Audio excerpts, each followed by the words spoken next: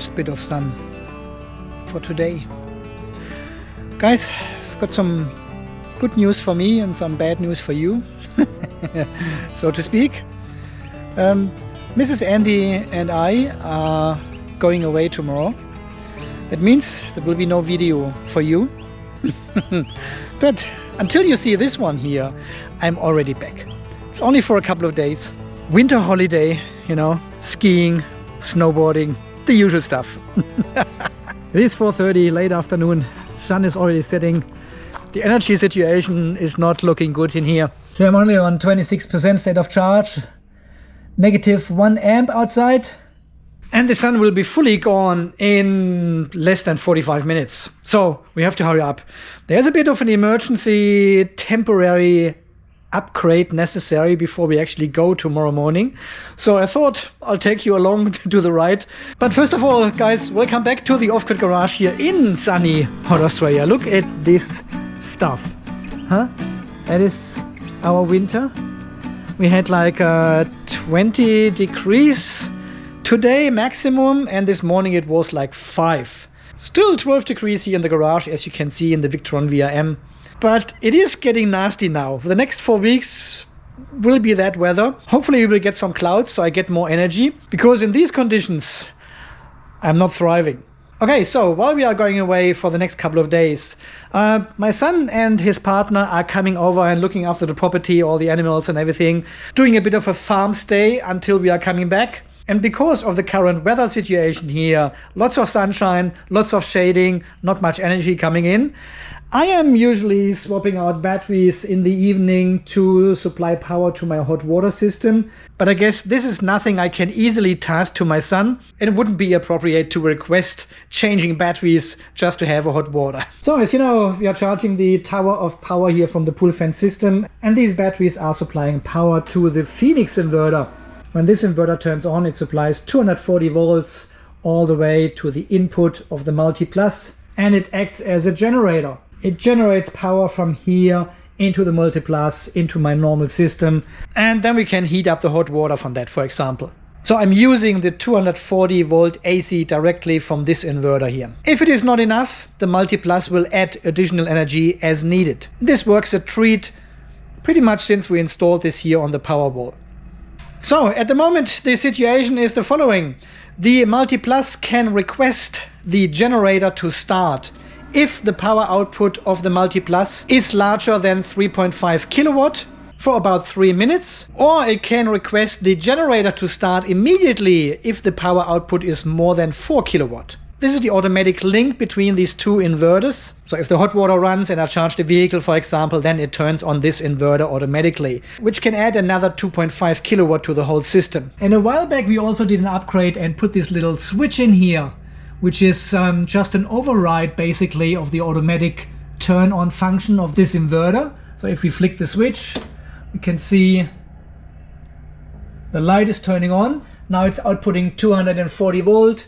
This one receives the 240, synchronizes onto this signal, and then it turns on the mains, so to speak. Now I could easily tell my son, well, if you want hot water, just flick this little switch here, turn on the inverter and heat up your water. But what about once the water is hot? Because of the manual switch, it won't turn off automatically and will keep running until these batteries are completely flat. It will use this power to charge my battery shelf then, but it goes from DC to AC to AC to DC again, so there is quite a bit of loss, and I usually don't use this function. So I'm trying to use the AC directly coming from this inverter, because then we have only the losses of one conversion process from DC to AC. So my son wouldn't know when the water is hot, when to come back to the garage and turn off the switch again. So I thought, if I can remotely control this inverter here somehow and flick this switch on and off with my mobile phone or home assistant or something, that would be ideal. Because in case the battery shelf is not enough to heat up the hot water, I just flick the switch for them, turn on the inverter, heat up the water, and then turn it off again. Yeah, because I'm monitoring the system anyway every 5 minutes, even when I'm on holiday. It is just such an addiction. And I had the amazing idea again to put one of these PCBs in this inverter. And use the dry contact here to close the contact and remotely start the inverter and stop the inverter again. And this is nothing else than a Sonoff module, which is running on 5 volts DC. But unfortunately, we don't have any 5 volt signal here in this inverter area. So I thought I can just run a USB cable from a power point with a USB charger and power this Sonoff module from it. Or we can do it a bit more elegant and use this buck converter from 48 volt input down to 5 volt DC output. And you may recognize this one from the past here. This was our 5 volt power supply for the Raspberry Pi for quite a while until I installed the battery shelf and the DC to DC converters in the top shelf. Yeah, there's a 48 volt to 12 volt. And here we have also a DC to DC converter of 48 volt to 5 volts. We can use a 0.5 amp fuse in here, connect this to the 48 volt system, get 5 volt out of it, power the Sonoff module from it, and this one closes the contact as a third option to start this generator. Then we can use this clear heat shrink for these 2 PCBs here to isolate them. Pack this all together in a small pack. And this should do the trick actually. Because then I've got access with the Sonoff app to this switch and can remotely turn off and turn on the generator. And up there you can see the green terminal. If you unplug this one, this is the remote start for the inverter. And we've got 2 pairs of cable already connected. One goes to the switch here and the other one goes all the way down to the multiplus. And this one has a relay and turns this one on if the power goes over 3.5 or 4 kilowatt. And then it turns on the Phoenix inverter here. So we will add a third pair of cables for the Sonoff switch. And then I can control it remotely. And then when we are back from holiday, I don't need to come in the garage anymore to turn on the Phoenix inverter and then watch the monitor all the time, see when the hot water turns off and then come back and turn off the inverter. I can do this all with the Sonoff device. I could even automate it. So if the power for the hot water goes under a certain threshold, it automatically turns off the Phoenix inverter. So once the water has heated up, it turns it off automatically. Would be cool, right? So the first thing I want to test is the output voltage of this buck converter. We have 45 volt input voltage now. And let's see. Yep, positive, negative output. 5.26 volts. That is perfect. I'll leave it as it is. And then we can power this Sonoff module either from the micro USB port here or from these 2 terminals. And this is exactly what I want to use. Just a short piece of cable. Maybe you can put them back to back once they are in the heat shrink.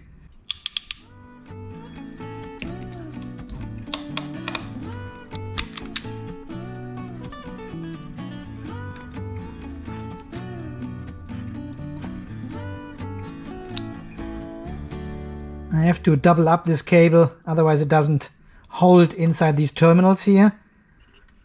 I need to open them first.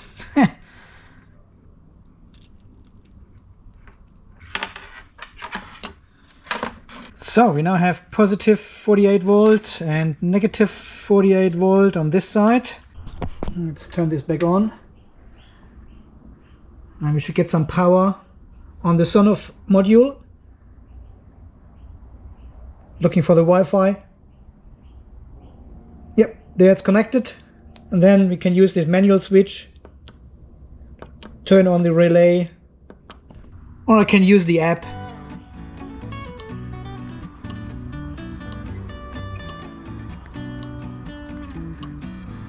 I have already paired this Sonoff switch with the phone.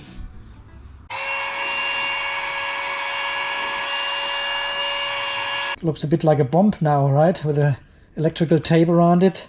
Buck converter 48, 5 volts into the Sonoff. And the Sonoff has a dry contact on the other end. Amazing. Man, that was a 10-minute project, really. Just putting this one somewhere in here, in this area, in this corner. And leave it in here in the case, connected to the 48 volt and to the dry contact over there. That's it. We've got 2.6 volts left. That is fine. Probably go for these contacts first. Very thin cables. Oh, just making sure they're all tight and still connected. Yep, it's all good. Okay, we can plug this one back into the inverter.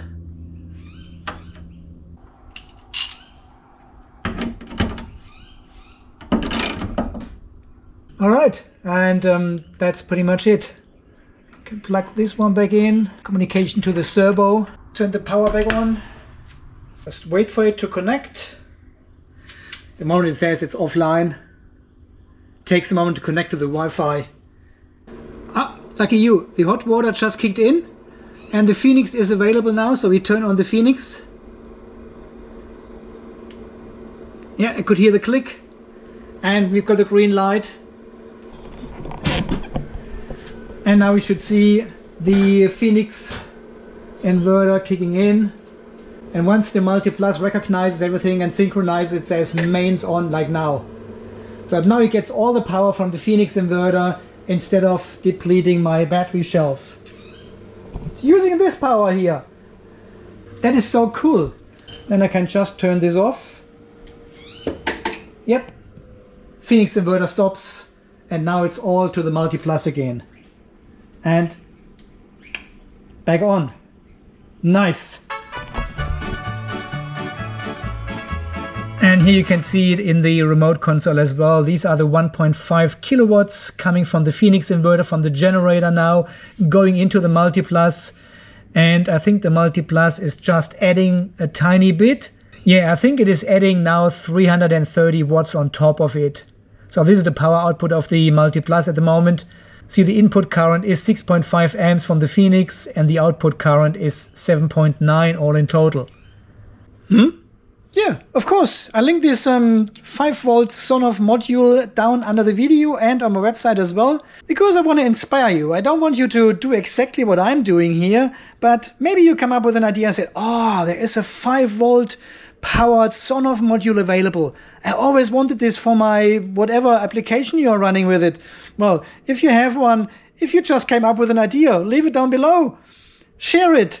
I'm keen to read it. Because this is exactly the purpose of this channel here, to inspire people. Take little bits and pieces here and there and follow their own projects. So as always, all the tools, all the material is linked down below. Guys, as always, thank you so much for watching. Thanks for all your amazing support here. 87.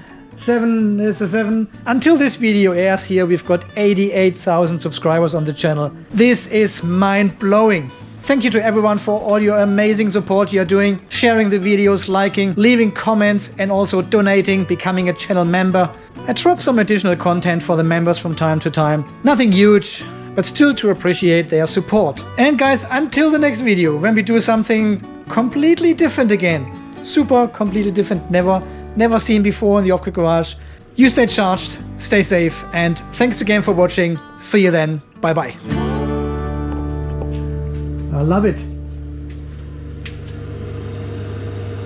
Looks a bit wild. It's only a temporary setup. It's fine.